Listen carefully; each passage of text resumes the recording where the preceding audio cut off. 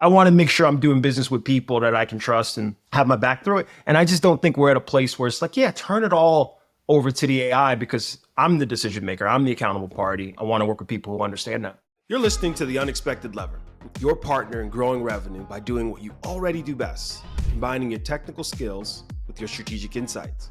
This episode was taken from a LinkedIn Live series about sales engineering with our CEO, Matt Darrow. We hope you enjoy. Thanks for spending the time today. I'm Matt Darrow, co-founder, CEO of Vivun.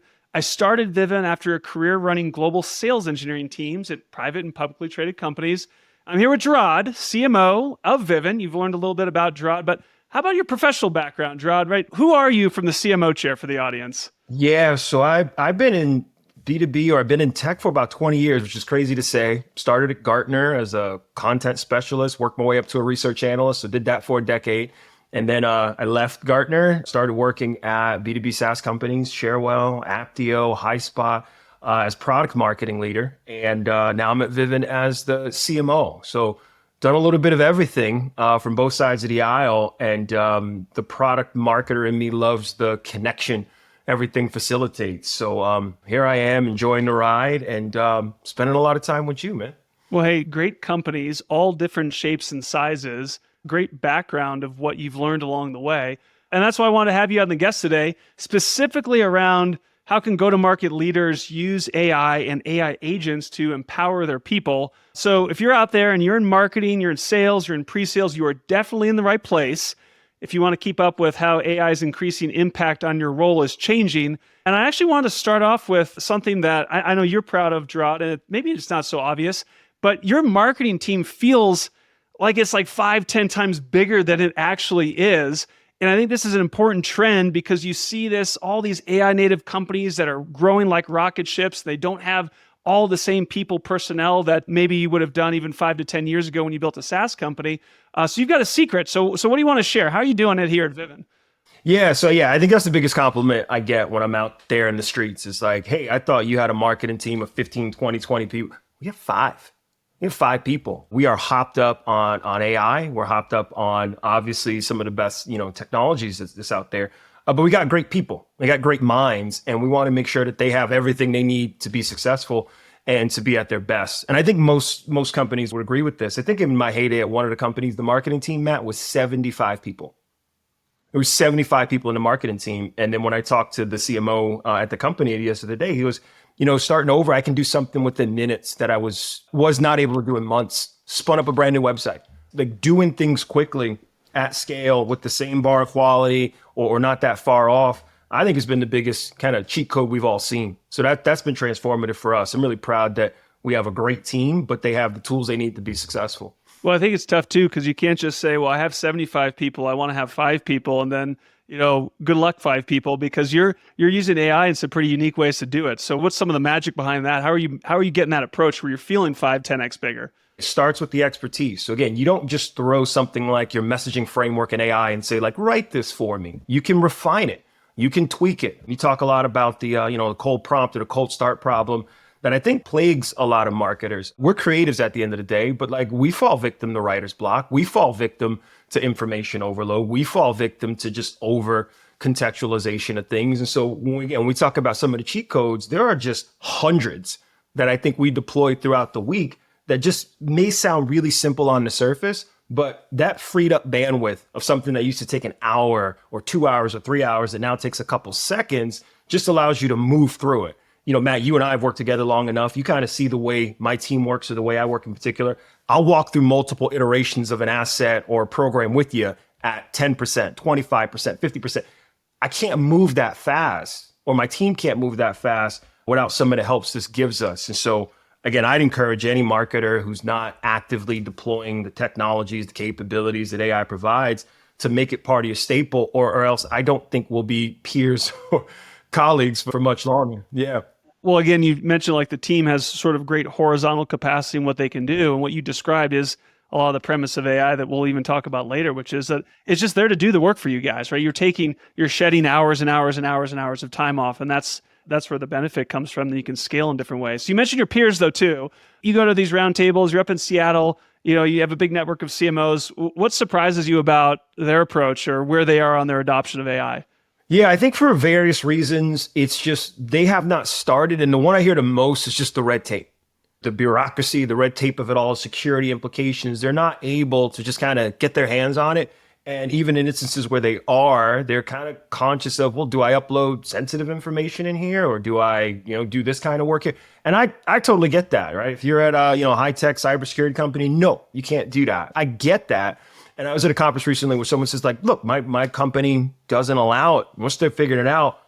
And I'm sitting there thinking like, I've used this in the meeting today about 5 times. Right? While we're in this conference showcase, I'm in there on the conversation or with the team working on some things. So again, like if you're 2025 and this is still something you are hesitant about, you either are in the wrong business, you're at the wrong company. This thing is not a trend. It is not a fad. This is about a core capability you're going to need to operate effectively.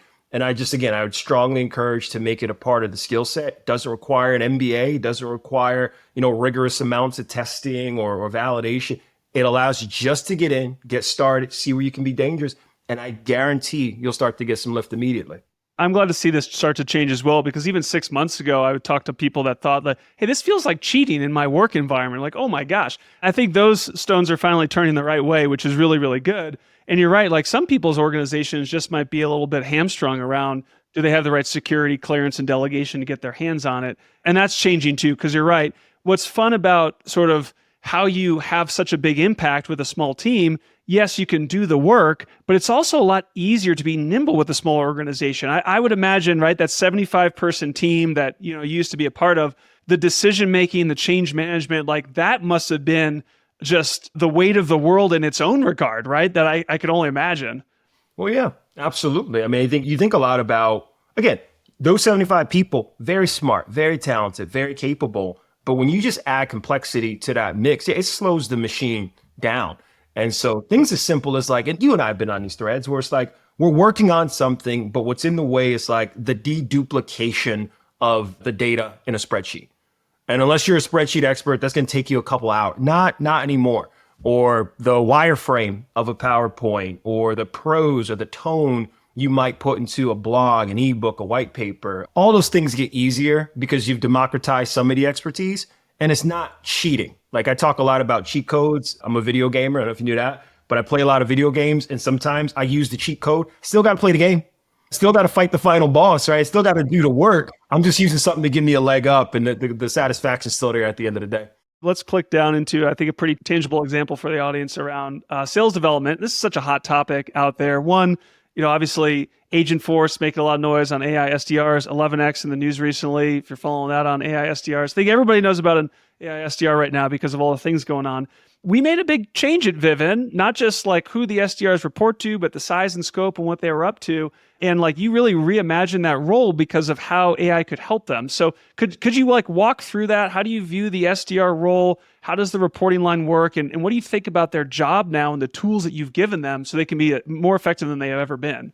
Yeah, totally. When we onboarded SDRs about 18 months ago, we onboarded to a kind of a 1-to-1 ratio. For every AE had an SDR. We've changed that ratio. We have fewer SDRs than we have today. And it's not because we were, mean and we got rid of them. They graduated. They moved on. They were able to do different things throughout the company, which was phenomenal.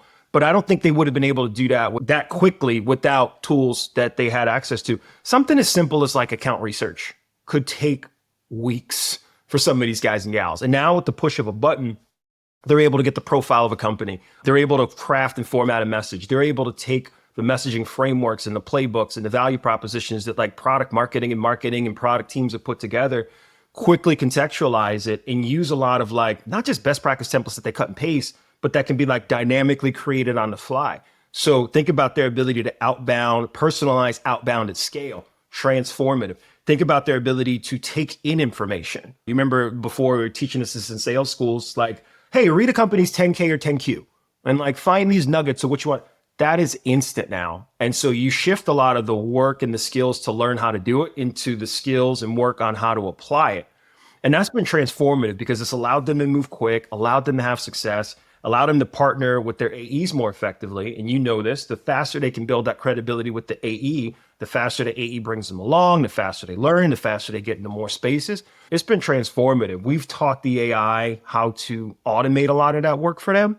And again, we've been able to throw fewer tools at the problem. We can make our guys and gals more effective and make sure that they spend more time doing the actual pipe development work than they are on the minutia and the grunt work behind it. When you said about restructuring, rethinking the SDR team, you're like, hey, we had people that like graduated from the role that became technical account managers or renewal specialists or these different things. But then when you think about, well, would I rebuild it the same way or backfill it the same way? Like the answer is no.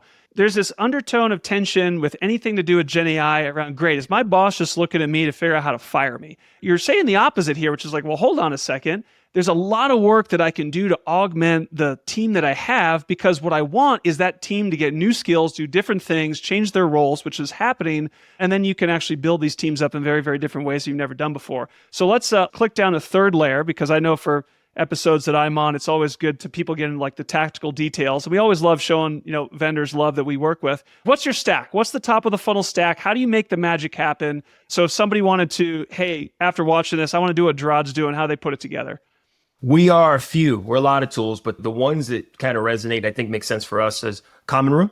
So we use Common Room to understand our segments, understand our audience, and then be able to capture some of the things that that audience is doing in real time.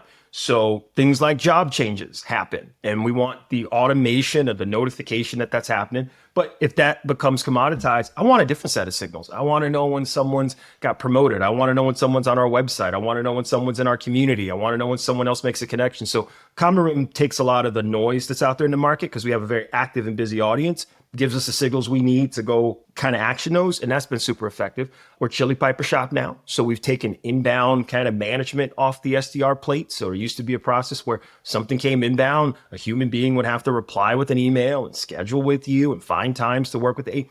No more. You want to talk to an AE, go to our website right now, click 2 buttons. You might be on a call later today. So that's been super effective. We rebuilt our web infrastructure. We are now a Webflow shop, which kind of allows us to move a lot faster without kind of design and development resources to be able to tell our story more effectively. And so we can iterate on the website a heck of a lot quicker. And that's all underpinned by other tools we have, like, Zoom Info for contacts and leads. We have obviously Salesforce. But when I think of like kind of SDR tech stack, those 3 give them signals. And then we use Gong for kind of the sequencing to be able to kind of hit those contacts at scale with just a few clicks. So that's a kind of daisy chain that's been super effective to keep their days streamlined. And obviously we use HubSpot to kind of blast the broader audience. So I go on for days about the tech stack, but each of those within themselves has their AI capabilities. It's our ability to string them together to make those teams effective. Yeah, well, thanks, sir. Again, I always like getting into the tangible magic there too, because we love the relationships, the people that we're working with, because it allows us to do what you described. Like, let's get our humans up and elevated to where we want them to be, and let's go and get the work done in a very different way. Let me drop down a layer. You gave a nice sort of 3-click drop down on the whole top of the funnel. But then we have this whole series of the business that everybody has, whether or not it's the bow tie or the mid funnel, whatever you want to call it. It's, hey, I'm interested now, Jarod, but you don't have my money yet. This is the magic of sales, right? This is where AEs and SEs and CSMs are sort of this all in this mix working together. This is also where enablement often plays a big role. This is a big background for yourself, right? You spent a lot of years at HighSpot. You're kind of an expert in the enablement space. You've covered this space before in big areas. What's changing mid-funnel from the perspective of making that group of folks, AEs, SEs, CSMs, ready to work in this AI future where you can get them massive scale, just like you did at the top of the funnel with marketing, demand gen, and SDRs? For traditional enablement, it's always been about how do you get the right information, the right time to the right people. And I talk a lot about context being a lot more important than content. And so much of enablement was like, here's a bunch of content, here's a bunch of training, here's a bunch of coaching, rep, figure it all out, make it all make sense. And when we do that really effectively, you guys will be able to close deals at an unprecedented rate. It doesn't work anymore. You just throw too much at them. There's information overload. There's literal cognitive kind of dissonance that starts to associate where if I throw too much at you, you will just stop listening and you will tune out and you will do what is comfortable in the world. And that is not probably congruent with the product strategy we're trying to push. And so again, like reps deal with a lot. That's what I've learned in my kind of decade in product marketing, my 3 years at HighSpot. There's a lot on their plate that we don't see. I think it's easy to look at a calendar and say, well, they have a meeting, they have this training thing going on, they have a forecast call, they got this one-on-one. They got a lot of free time. That is not free time. It is open, it is available. If the meeting needs to go there, they'll keep that open. But what are they doing in that like 8 to 10 to 12 hours a day? They're not screwing around, right? They're doing a lot of this like weird nit-norky work, like building a stakeholder map deck because, there's no marketing template for it. There's no easy button on it. So they have to do all of that. They have to do an account summary because for the forecast call, they want to get someone up to speed. So they're going to need to kind of roll that off. They're going to have to work with the SC to do a solution design. Okay, there's 35 products in our portfolio. I don't want to sell this particular product. I want to put together the products, design a solution that makes the most sense to solve the use case that my customer wants. And that takes a lot of work. So there's a lot on the plate of a rep that I don't think product marketing, enablement, or other teams actually see, but it is so critical to get a deal done because you and I know if I have a bad mid-funnel experience, I'm not buying your thing. And it's most likely I ghost you and I never talk to you again and not tell you why. It's not because your product was bad. It's not because your rep was mean, but I didn't see the value. It wasn't as clear to me. And you also may not have been as quick on the draw as your competitor. So this is where speed starts to kill. That contrast frame is perfect around humans can only absorb so much and take so much attention. And we all experience that in our own lives.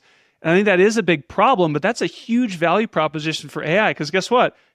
AI doesn't forget. It retains everything. It knows how to use it if it has the right brain on it. That's the twist and the difference. You're right. Like instead of reps sitting there with AI coaching avatars or quick access to docs that they don't know how to use anyway, right? That's sort of like the wrong direction. The direction you want to go is, what does it take to get deals done, right? I need to build this great relationship and experience with my customer, but there's 10, 20, sometimes 40 hours of work or more per deal to do all the things that you mentioned. Having a stakeholder map to have a political campaign run the right way to build the right relationships, handing off all the product feedback so you can get your deals done and we don't run into issues with future deals, being able to come up with what we're going to sell and why. That's why you enable reps is so they can do that work. And the shortcut is AI just do the work for the rep. Take all of that off the table. And I'm sure that there's nobody out there that would argue with, if every one of my rep had 20 extra hours for every deal that they're working, well, that team is going to now feel 5 times bigger, just like you talked about your marketing team at the top. Absolutely. And we talk a lot about the pace in which I think a lot of the reps we're talking about exist in. Their products are moving fast too. So it's like product training or kind of the nuance of like, oh, what, this new feature drop, those things don't scale as much anymore. So your point on like AI never forgets and AI always kind of understands the latest and greatest. That's an amazing cheat code because now all I might need to do is just nudge the rep to ask for that information or remind them that it's there versus locking them into a room to take a certification or take a class to figure it all out. Because I said, they don't have time for that. And even when they do, let's just be honest, they're not fully there. They're kind of multitasking on the grunt work we had talked about. So while I'm on this training call, while I'm on this enablement call, I'm actually doing some of that work. And so again, if we can take that away, you actually unlock a different level of human potential that I think a lot of organizations would be thrilled to have. If you're a rep and you were a rep that used to work at Zoom and now you're going to Okta and then you're going to go to SAP, you still bring with you the DNA that makes you a great seller, right? How do you break into accounts? How do you build relationships? How are you inquisitive? How do you negotiate? Those things are the same whether or not you're selling at any one of those companies. But enablement, and the reason that exists is, what are my products, my customers? Why are they valuable? And how do I put all this together to have successful campaigns? So let's zoom out a little bit here too, to just talk about just the whole process of buying and how folks are engaging. Because I know personally, I can't hit report spam delete fast enough on my Gmail inbox. And unless you're in my contact, book, if you give me a call, I'm not going to answer the phone. How do you get a message out to an audience that they've never been more bombarded with top of the funnel marketing and the guard is really, really up, but you still need to be able to break through because not everybody has the awareness that they need for what's out there? Yeah, absolutely. I think, the attention economy is real. You touched on it earlier. The fact that any AI can spin up any message and just outbound at scale probably means you're getting more bad messages at scale than you ever got before. So it's not making a problem worse, not better. I think for us, it's been twofold. It's making sure that when we do engage, we are informing, we're teaching, we're educating.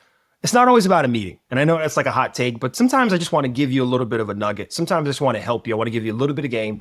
And then over time, I think we want to associate kind of our brand with the informative insights brand. Hey, they know things. And when I'm ready to learn more about them, I will reach out. So don't call me, I'll call you, but I want to be around enough to remind them we exist so that when they're ready to call, they don't have to think, well, what's the name of the company that does things? I want to be everywhere they are. So you've certainly seen that approach. I think our podcasts, our social approaches, those things have all worked to plant the seeds that we exist. We have insights, we have information that you want to be involved with. And so then when you see us and you are already engaged, boom, we've done a lot of the legwork already.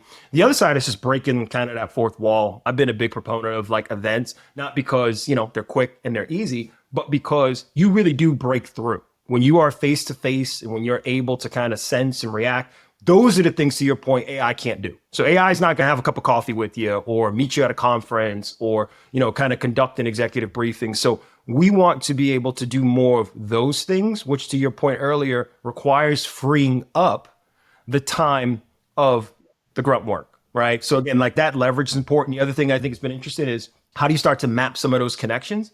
So we talk a lot about peer referrals. We talk a lot about who knows who. And again, if I can start to put those connections together where I've built trust, I've established credibility, and I've proven that I can help companies like you, I really like our odds at the end of the day. So a big part of our marketing mix has been planting the seeds, being informative, giving people the tools they need to be successful, knowing good and dang well eventually they're going to knock on the door, and then conversion down the funnels that much faster. Yep. I'm with you on there's some old school tactics that become sort of new school polished here around just being everywhere. Because you're right, like people are just, they know enough. They can come to you. You can go and ask, Claude or ChatGPT, here's 3 vendors, what makes them different? And you're going to get all those answers. So you're going to stand out with not only having a great product, but really knowing and how to bring people into this new world too.